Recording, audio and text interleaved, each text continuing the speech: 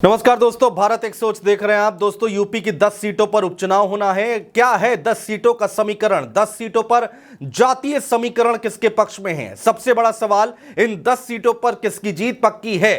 क्या समाजवादी पार्टी इस उपचुनाव में लोकसभा की जीत को बरकरार रख पाएगी? क्या भारतीय जनता पार्टी को जो डेंट लगा है उससे वो उबरने में कामयाब हो पाएगी? आज हम आपको बताने जा रहे हैं 10 की 10 सीटों का पूरा समीकरण। किसकी जीत होगी, किसकी हार होगी, मोटा मोटा इसका आकलन करने की हम कोशिश करेंगे दोस्तों।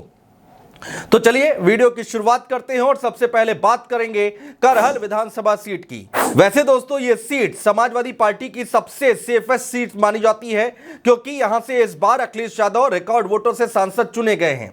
दोस्तों, यह सीट समाजवादी पार्टी के लिए सबसे सेफ सीटों में से एक है। इस सीट पर बीजेपी ने सिर्फ एक बार 2002 में जीत दर्ज की थी और उसके बाद से यहां पर सपा का दबदबा बरकरार है। अगर इस सीट के जातीय समीकरण की बात करेंगे तो करहल सीट यादव बहुल सीट है।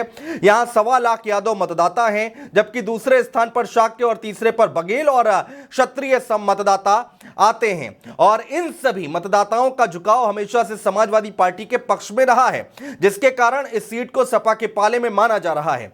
वहीं अगर सपा के उम्मीदवार की बात करेंगे तो अखिलेश करहल सीट से लालू प्रसाद यादव के दामाद तेज प्रताप सिंह यादव को उतार सकते हैं। वहीं तेज प्रताप के अलावा 3 और नामों पर भी चर्चाएं चल रही हैं, जिनमें पूर्व एमएलसी प्रोफेसर रामगोपाल यादव के भांजे अरविंद यादव और पूर्व विधायक सोबरन सिंह यादव के नाम शामिल हैं। साथ ही दोस्तों, डिंपल यादव के सांसद प्रतिनिधि ज्योति यादव भी रेस में हैं। ऐसे में देखना यह है कि सपा अपना उम्मीदवार किसे बनाती है। बढ़ते आगे दोस्तों, अब हम अगली सीट के बारे में आपको बताने जा रहे हैं। यह सीट है अयोध्या की मिल्कीपुर सीट। बहुत महत्वपूर्ण सीट है। अयोध्या एक ऐसी सीट है जिसे जीतने के लिए बीजेपी हर जोर लगा रही है, कोशिश कर रही है, क्योंकि दोस्तों समाजवादी पार्टी नेता अवधेश प्रसाद ने अयोध्या सीट को जीतकर भारतीय जनता पार्टी को जोर का झटका दिया, जिसके हार का बदला लेने के लिए बीजेपी मिल्कीपुर सीट हर हाल में जीतना चाहती है। मगर इस सीट का जब आप जातीय समीकरण देखेंगे तो पता चलेगा कि इस सीट पर भी सपा खासी मजबूत दिखाई देती है, क्योंकि मिल्कीपुर विधानसभा सीट पर अनुसूचित जाति के वोटर सबसे ज्यादा हैं। इसके अलावा दोस्तों, सामान्य वर्ग के साथ ही अन्य पिछड़ा वर्ग के मतदाता भी किसी को भी जीतने और हारने में मुख्य किरदार निभा सकते हैं। और इसके साथ ही मुस्लिम वोटर्स भी अच्छी खासी तादाद में हैं, जिनका लगाव अवधेश प्रसाद से ज्यादा देखने को मिलता आया है। और यही कारण रहा है कि अवधेश प्रसाद इस सीट से पहले विधायक थे और बाद में अयोध्या के सांसद चुने गए। दलित समुदाय से होने के नाते सपा इस बार यहां से अवधेश प्रसाद के बड़े बेटे अजीत प्रसाद को मैदान में उतारने की पूरी तैयारी कर रही है, जिसे देखते हुए यह सीट भी सपा के लिए मजबूत सीट मानी जा रही है। तीसरी सीट। अब दोस्तों, हम अगली सीट की ओर बढ़ेंगे और बात करेंगे अंबेडकर नगर के कटहरी विधानसभा सीट की। इस सीट से सपा विधायक लालजी वर्मा ने लोकसभा चुनाव में जीत दर्ज की, जिसके बाद उन्होंने विधायक के पद से इस्तीफा दे दिया। इस सीट पर सपा का दबदबा बरकरार है, क्योंकि यहां पर बीजेपी सिर्फ एक बार 1992 में चुनाव जीती थी। और अगर लोकसभा चुनाव का रिजल्ट देखेंगे तो लालजी वर्मा को कटहरी विधानसभा से 1,07,000 वोट मिले हैं, जबकि बीजेपी प्रत्याशी रितेश पांडे को 90,000 वोट मिले थे। ऐसे में क्षेत्रीय नेता और सपा की लहर का फायदा एक बार फिर मिलता हुआ दिखाई दे सकता है, ऐसा राजनीतिक पंडित बातचीत कर रहे हैं। इसके अलावा दोस्तों, अगर जातीय समीकरण की बात करें तो कटहरी में दलित वोटर सबसे ज्यादा हैं। इसके बाद मुस्लिम, ब्राह्मण और कुर्मी मतदाता आते हैं। यहां पर यादव, ठाकुर, निषाद और राजभर की भी जीत की निर्णायक भूमिका में रहते हैं वो।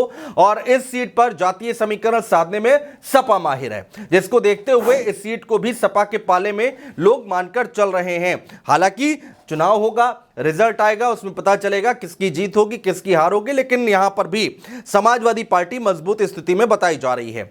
दोस्तों, अगली सीट पर आते हैं और बात करते हैं संभल लोकसभा के कुंदरकी विधानसभा सीट की। इस सीट से जियाउर रहमान बर्क ने सपा के टिकट पर जीत दर्ज की है। सांसद बनने के पहले जियाउर रहमान कुंदरकी विधानसभा सीट से विधायक थे। दोस्तों, लोकसभा चुनाव में अकेले कुंदरकी सीट पर सपा को रिकॉर्ड 57,000 वोट मिले, जिसे देखते हुए तो इस सीट को पहली नजर में ही सपा के पाले में माना जा रहा है। अगर वहीं जातिगत समीकरण की बात करें तो इस सीट पर मुस्लिम वोटर्स की संख्या करीब 58% है। इसके अलावा ओबीसी और दलित वोटर्स भी जीत हार का फासला तय करते हैं।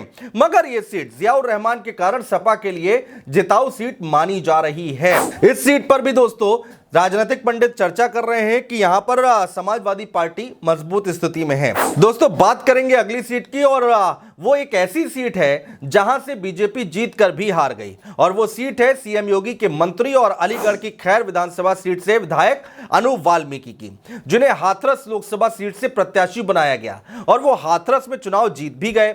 लेकिन जिस विधानसभा सीट से वो विधायक थे वहां सपा गठबंधन को सबसे ज्यादा वोट मिले।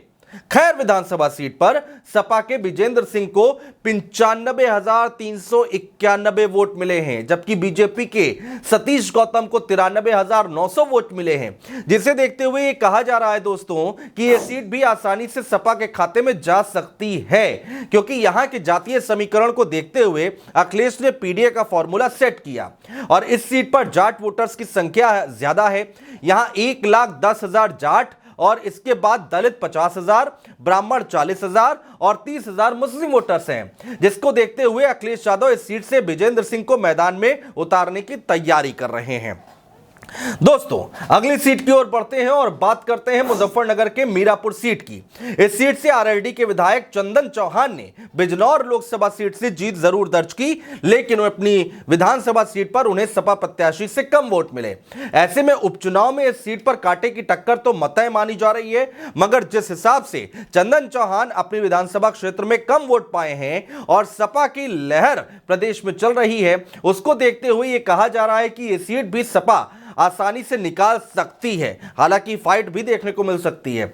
वहीं अगर इस सीट के जातीय समीकरण की बात करें तो मीरापुर विधानसभा सीट पर 1 लाख से ज्यादा मुस्लिम मतदाता हैं, जबकि 50,000 से ज्यादा अनुसूचित जाति के वोटर्स हैं और इसी तरह से जाट 24,000 और गुर्जर 18,000 के करीब हैं। दोस्तों ये मत भूलिएगा कि चंदन चौहान जब विधायक बने थे तो उस वक्त यानी कि 2022 के विधानसभा चुनाव में उस वक्त समाजवादी पार्टी का सपोर्ट था आरएलडी को, क्योंकि गठबंधन में चुनाव लड़ा गया था। खैर दोस्तों बढ़ते आगे, अगली सीट आती है फूलपुर विधानसभा सीट, जहां से बीजेपी विधायक प्रवीण पटेल ने सांसदी जीती है और इसी सीट को सपा से दूर माना जा रहा है। वो इसलिए क्योंकि इस विधानसभा सीट पर उन्होंने सपा को 29,705 वोटों से हराया, जिसको देखते हुए यह कहा जा रहा है कि इस सीट पर सपा को करारी टक्कर मिलने वाली है। मगर जैसे लोकसभा में असंभव को अखिलेश यादव ने संभव कर दिखाया, उसी तरह सीट को लेकर भी कहा जा रहा है कि इस बार अखिलेश यादव एक नए दांव के साथ इस सीट को बीजेपी से छीनने की पूरी कोशिश करेंगे। कितना कामयाब हो पाते हैं दोस्तों, ये तो वक्त बताएगा। बढ़ते आगे, अब हम अगली सीट की तरफ बढ़ते हैं दोस्तों। बात करते हैं मिर्जापुर की मंझवा सीट की। दोस्तों ये सीट बीजेपी के सहयोगी दल अपना दल एसके अनुप्रिया पटेल के पास इस बार के लोकसभा चुनाव में जरूर आई, लेकिन उनकी जीत का मार्जिन मात्र 1762 वोटों का रहा है। जी हां, मिर्जापुर जिले की मंझवा विधानसभा सीट से विधायक विनोद कुमार बिंद को बीजेपी ने भदोही से टिकट दिया, जहां उन्होंने टीएमसी प्रत्याशी ललितेश मिश्रा को हराया है और जिसके कारण मंझवा विधानसभा सीट से खाली हो गई और वहीं मिर्जापुर में अपना दल एसके अनुप्रिया पटेल ने जीत दर्ज की।